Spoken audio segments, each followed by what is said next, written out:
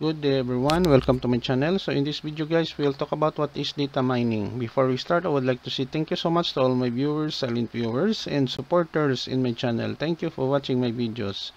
If you are new with my channel and then you like this video, please hit the like button. Don't forget to share and please support my channel guys by clicking the subscribe button. So let's begin.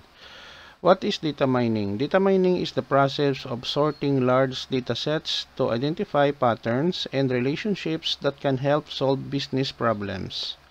Data mining techniques and tools can be used to predict future trends and make more informed business decisions. Data mining is a component of data analysis and one of the core disciplines of data science. Okay guys, so this is the end of my report on what is data mining is all about. Thank you so much for listening and watching my videos. If you like this video, please hit the like button. Don't forget to share and please support my channel guys by clicking the subscribe button. See you in the next video tutorial guys. This is your friend Jake saying bye bye for now.